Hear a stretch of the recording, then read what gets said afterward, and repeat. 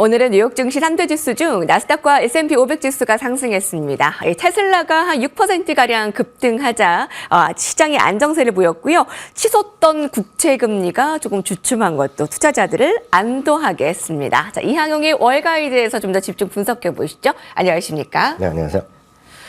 오늘의 인사이트 주제부터 살펴보겠습니다. 연말 쇼핑 시즌 전망을 살펴봅니다. 이때쯤 되면 미국 증시가 기대하는 이벤트, 홀리데이 특수를 빼놓을 수가 없습니다. 자, 올해에는 어떻게 기대하고 있습니까? 네, 제가 한 2주 전에도 한번요, PwC의 그 연말 쇼핑 시즌 전망을 말씀드렸는데, 오늘 두 번째 시간으로요, 오늘은 뱅크 오브 아메리카의 전망을 오늘 같이 한번 공유해 드리도록 하겠습니다. 지금 대부분의 어떤 조사 기관이 비슷한 수치를 내고 있는데요. 얼추 이 뱅크 오브 아메리카도 비슷합니다. 7% 정도 올해 소비가 더 늘어날 수 있다는 얘기하고 있겠고요. 평균적으로 미국 사람 소비가 평균적으로 이번 연말 쇼핑 시즌에 $2,100 얘기를 하고 있습니다. 다만 소비자의 60% 정도는 전체적으로 홀리데이에 대한 쇼핑에 대한 비용이 부담스럽다는 얘기를 하고 있기 때문에 아마 이것만 보더라도 약간 계층 간에, 소득 계층 간에, 그리고 세대별로 차이가 좀 크다라고 보셔야 되겠습니다.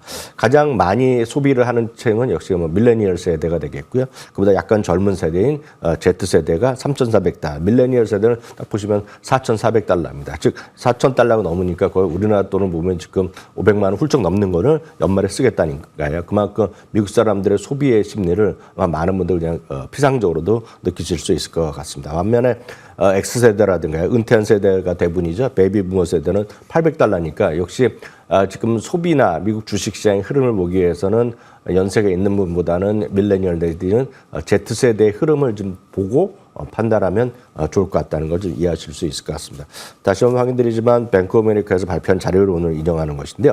왕성한 소비에 대한 어떤 기본 배경을 몇 가지를 지적하고 있는데요. 가장 중요한 것은 역시 카드 소비의 꾸준함을 얘기하고 있습니다. 특히 BNPL이라고 얘기해서요. 우리나라에서 뭐 예전부터 무이자율부가 무이자율부 3개월이 기본인 나라인데요. 미국에서는 이제 그런 개념이 별로 없다가 한 4, 5년 전부터 좀 확대되고 있고, 특히 금년에 이제 많이 소위 할부 시장이 커지고 있다는 얘기를 하고 있는데, 여튼 카드 소비가 모든 계층에서 지출이 증가하고 있겠고요. 특히 고소득층의 지출이 크게 늘어나고 있다라고 보셔야 되겠습니다. 반면에 중산층과 저소득층의 지출 증가 이렇게 약간씩 차이가 나고 있다는 걸 보시면 될 것 같고요. 또 하나는 이제 예금 잔고에 대한 감소 우려를 많이 얘기하고 있습니다. 마찬가지입니다. 여전히 팬데믹 때 많이 쌓아뒀던 현금이 많이 줄어드는 건 사실인데요. 그럼에도 불구하고 미국의 전체적인 잔고 상황, 예를 들어 예금 잔고는 2019년 이상을 여전히 유지하고 있다는 측면에서 보면 일부에서 얘기는 뭐 큰일 났다, 뭐 미국의 예금이 더 바닥났다 이런 얘기는 약간 이 수치를 객관적인 수치를 보면 약간 과한 우려가 아니냐라고 보셔야 되겠다라고 말씀드립니다. 그러면 관련된 어떤 우리 투자자들이 그럼 어떤 걸 좀 보셔야 되겠냐는 것인데요. 아마 오늘 아직 출근하신 분은 별로 없으실 것 같은데, 오늘 출근하시거나 아니면 집에서 다양한 소비를 하면서 제가 늘 반문하는 것이, 현금을 주머니에 갖고 다니고 동전을 쓰고 이런 분이 몇 분이나 세상에 있냐는 거죠. 아마 젊은 분들 중에서는 아예 지갑 자체를 안 갖고 다니는 분이 많이 있지 않습니까? 핸드폰에 무슨 뭐 삼성페이가 됐건 아니면 뭐 애플페이가 됐건 아니면 핸드폰에 뒤에 카드 꽂아서 쓰는 분이 많이 쓰나면 여러분 주위에 물어보시면 현금 쓴 지가 몇 달 됐다는 분은 은근히 많거든요. 그렇죠. 초등생도 마찬가지가 되겠는데요. 비자요. 이거 어려운 주식이 아니거든요. S&P 500 중에서 오늘 사상체 효과가 몇 개 있는데요. 비자가 오늘 또 다시 사상체 효과를 갖다는 놀라운 사실을 말씀드리겠고요. 마스터카드도 비슷한 흐름. 월마트 소비하러 어디 가겠습니까? 뭐 이런 큰 어떤 멀리 가는 거거든요. 월마트라든가 아마존 이런 것들이 대표적인 어떤 소비와 관련된 주식이라고 보셔야 되겠고요.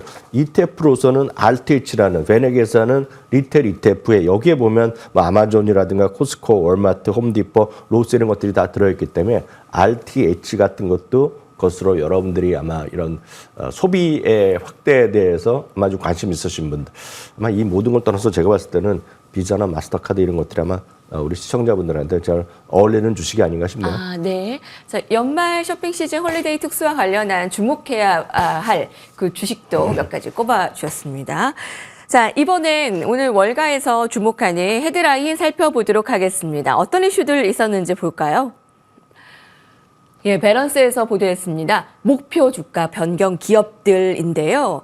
하나하나 체크하기 힘드시죠. 특히 크게 변경된 기업들은 무슨 연유가 있었는지 살펴볼 필요가 있어 보이죠. 네, 저희가 이제 이렇게 다양한 주식을 좀 소개해드리려고 말씀드립니다. 왜냐하면 그렇지 않으면 아마 시청자분들 대부분이 그리고 대부분의 특히 이제 지상파 뉴스 이런 데서도 요즘 이제 주식에 관련 관심되는 게 많이 있지 않습니까? 제가 보면 어저께 일부 지상파 뉴스에서도 엔비디아 실적이 이번 주에 발표된 거가 그 지상파 뉴스에 나올 정도니까 그게 엄청나게 좀 관심이 많다라고 보셔야 되겠는데. 예, 그것도 아주 위에 위뉴스. 그러니까요. 근데 제가 드리는 말씀은 엔비디아 분명히 중요하지만 그 다양한 주식들을 넓혀보면 아까 비자 같은 주식이요. 스트레스도 별로 없이 꾸준히 가고 있지 않습니까? 그런 게 많다는 것입니다. 오늘 그런 주식 중에서 몇 개 지금 말씀드리겠습니다. 스포티파이 뭐 여러 번 저희가 소개해드렸는데요. 지난주에 도이치방크에서 440에서 500달러를 무려 이건 60 그러니까 15%좀 목표 주가를 올려놨고요. 이외뿐만 아니라 한 10개 이상의 지금 기업들이 증권사가 목표 주가 올려놨습니다. 여러 번 말씀드렸다시피 글로벌 구독자 수의 꾸준한 증가가 대표적인 거 되겠고요. 그러다 보니 마진율이 급상승하는 것이 되겠습니다. 두 번째는 이제 여러분들 이제 뉴스라든가 영상 이런 데서 엄청난 그 라스베가스의 큰 그 구라고 표현하나요? 스피어라고 그래갖고 엄청 공연 행사장 바로 이게 스피어거든요. 그 스피어 엔터테인먼트가 상장돼 있는데요. 많은 사람들이 전 세계에서 관광을 가고 있고 이제 해외에서도 뭐 이제 아부다비인가요? 어디 그런 쪽에서 하려고 이제 추진한다고 합니다. 전 세계 이제 계속 이런 사업을 확대하게 나왔다는 건데요. 그래서 그런지 모르죠. 울프 리서치에서 투자 의견을 중립에서로 매수로 올렸고요. 목표 주가를 60달러를 올려놨습니다. 아직까지는 수익성이 큰 기업은 아닌데요. 예상보다 빠른 수익성이 기사된다는 얘기하고 있고 글로벌 사업의 확장에 따른 것이 빠른 가시화가 성과가 기대된다 얘기를 하고 있습니다. 또한 도이치방크에서도요. 투자 의견은 중립에서 매수로 상향한 것도 참고하시면 좋겠습니다. 남은 퓨어 스토리지인데요. 이 회사는 주가가 큰 재미가 없었는데요. 세계상에서 가장 큰 고도화된 데이터 스토리지를 제공하는 기업이라고 알려져 있는데요. 서비스형 스토리지 모델을 통해서 현대적 데이터 경험을 제공한다는 얘기죠. 그래서 데이터 센터 이런 걸 쓰기 위해서 좀 더 합리적으로 효율적인 어떤 업무라고 해도 도움이 되는 것이라고 보고 있는데요. 오펜하이머에서 매수 의견을 얘기하면서 목표 주가를 70달러로 새로 제시하고 있습니다. 그래서 이렇게 저희가 가능성을 드리는 좀 다양하면서도 우리가 좀 익숙하게 알만한 기업들 위주로 여러분들이 스타디 해나가신다 그러면 한두 종목 갖고 주가가 크게 올라가면 행복하지만 그런 스트레스를 감당하기가 쉽지 않거든요. 그래서 웬만하면 좀 분산 투자 꼭 좀 명심하시고 대응하시면 좋겠습니다. 네. 스포티파이는 우리 이 코너에서 굉장히 많이 다뤘던 종목이죠. 네, 다양한 종목 주식들이 이 코너에서보다 더 소개되는 시간이 있을까 싶습니다. 저희 방송 이후에도 동영상으로 올라가는데 반응 뜨거운 거 아시죠? 네, 감사합니다. 예. 네. 자, 다음 외신 헤드라인 이어갑니다. CNBC에서 보도했습니다. 2024 테크 업종 토픽5. 2025년까지도 볼 수 있습니다. 연초 대비 그룹별로 보면 정보기술, IT 부분이 32% 가까이 상승했으니 이건 S&P 지수 가운데서도 아주 뛰어난 실적이 좋은 섹터 중에 하나입니다. ISI 에버코어에서 테크 업종 토픽5를 꼽았네요. 네, 맞습니다. 2025년까지 해서요. 에버코어 ISI에서 뽑은 대표적인 일단 베스트 주식으로 테크 주식 중에서 뽑아놨습니다. 주식 한 5개 정도 뽑아놨는데요. 먼저 아리스타 네트워크스 말씀드리겠습니다. AI 이더넷 스위칭 분야의 뭐 세계 최고 수준으로 알려져 있겠고요. 2025년뿐만 아니라 그 이후에도 수익성의 가속화된 성장이 담보되고 있다라는 얘기하고 있습니다. 그러면서 구체적으로요. 내년에도 20%, 후년에도 20%의 이익 증가 기대되면서 목표 주가를 최근에 425에서 450으로 올렸다고 합니다.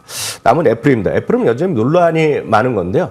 이거 긍정적으로 보는 사람도 있는 반면에 한 70% 있고 여전히 중립 의견이 20, 30% 있겠고요. 매도 의견도 한 15% 정도 있는 것이 애플입니다. 그렇지만 너무 걱정하실 것이 없는 것이 우리나라와 달리 미국 주식은 아무리 뭐 엄청난 기업이라 그래도 매도 의견이 있습니다. 그래서 중립 의견도 많고 그렇기 때문에 우리나라와 보실 때와 달리 뭐 매도 의견이 났다고 해서 뭐 세상이 망할 것 같고 끝날 것 같이 생각하시면 안 된다 이렇게 말씀드립니다. 예를 들어서 테슬라 같은 경우에는 매도 의견이 한 30% 정도 되죠. 여러분들 좋아하시는 팔란티어는요 매수 의견 자체가 많이 있는 주식이 아닙니다. 그렇기 때문에 그 자체보다는 하나의 흐름을 보시라고 제가 참고적으로 말씀드리겠고요.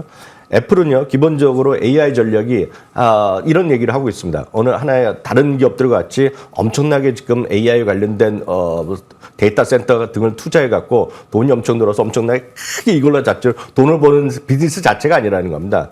대신에 애플은 수많은 기업들이 다 너희들이 다 돈을 쓰라고 한 다음에 그거를 온전히 활용하는 것은 결국 애플 기기를 통해서 활용할 수 있다는 그런 자신감이 있다는 거거든요. 그렇기 때문에 새로운 기기가 나오고 새로운 지역에서 새로운 AI 서비스가 활성화될수록 결국 애플에 대한 기기에 대한 수요는 앞으로 꾸준히 늘어날 수 있다는 그런 시각을 얘기하고 있고, 역시 전 세계에서 지금 애플에 대한 사용자 수가 15억 명이니까 이들이 있는 한 애플에 대한 위치는 흔들거리지 않을 거라는 얘기를 에버코어 IS에서 하고 있다라고 보셔야 되겠고요.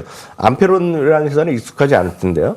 소위 커넥터란 우리나라도 부품 회사 그런 거 주로 다니는 거 있는데요. 모든 전자회 제품의 기본이 되는 게 흔히 해서 커넥터인데, 광섬유 커넥터 제조업체의 세계 최대 회사 중에 하나라고 보시면 되겠습니다. 두 자릿수의 매출 성장률에 그럼에도 불구하고 변동성이 낮은 대표적인 기업이라고 얘기하고 있겠고요. 목표 주가를 75에서 80달러를 올려놨습니다. 다음은 이제 데이터 센터의 디지털 인프라 기술에서 대표적으로 얘기하고 있는 버티브 홀딩스, 아마 많은 분들이 이미 익숙하신 분 계실 텐데요. 이런 주식도 여전히 목표 주가를 최근에 135에서 150으로 올리게 됐다는 거 참고하시면 좋겠습니다. 네. 자, 이렇게 다양한 종목들 기술주 탑5 에버코어 ISI에서 선정한 종목들 살펴봤습니다. 자, 마지막 헤드라인 이어갑니다. 야후 파이낸스에서 보도했습니다. 경제 변화를 기대하라. 돈나무원이라 불리는 미국의 캐시우드 CEO는 우리나라에서도 잘 알려져 있죠.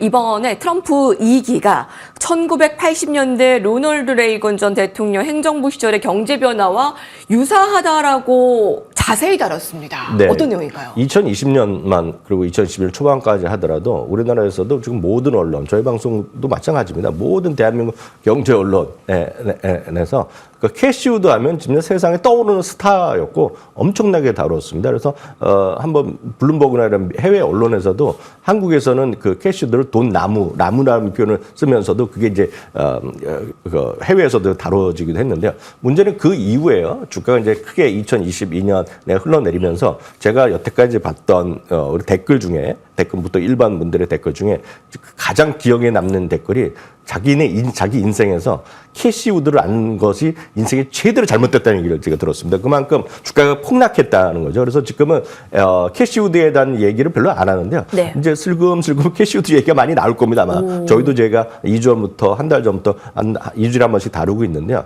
왜 그런 시기가 왔다는 겁니다. 지금 그러면서 캐시우드가 트럼프 당선은 자기도 지지했다 그런 얘기다 하면서 결국 트럼프 당선이 결국 도널드 레이건 대통령 이후에 미국이 부과하는 또 다른 기회가 된다는 얘기하는 거죠. 결국 세금도 깎아주고 다양한 어떤 규제를 완화하면서 새롭게 부흥의 시기가 접어들었다는 얘기를 하고 있습니다. 지지자가 할 수 있는 얘기. 네, 그런 거죠. 그러면서 실질적으로 이제 민간의 기업들, 소기업들의 어떤 혁신적인 비즈니스가 다시 성장할 있다 얘기하고 있습니다. 여튼 이런 거 지금 아시는 분 계시겠지만 실망스러운 모습을 많이 보셨기 때문에 그렇지만 아마 많은 분들 주가가 움직이는 걸 앞으로 보실 수 있다라고 말씀드립니다. 역시 대표적인 ETF는 ARKK라고 보셔야 되겠고요. 다분히 이 기업은 상당 부분이 보유한 주식에 대한 절반 가까이는 적자 회사라는 걸 여전히 염두에 두시고 대응하시면 되겠습니다. 이항영의 월가이드였습니다. 말씀 감사합니다.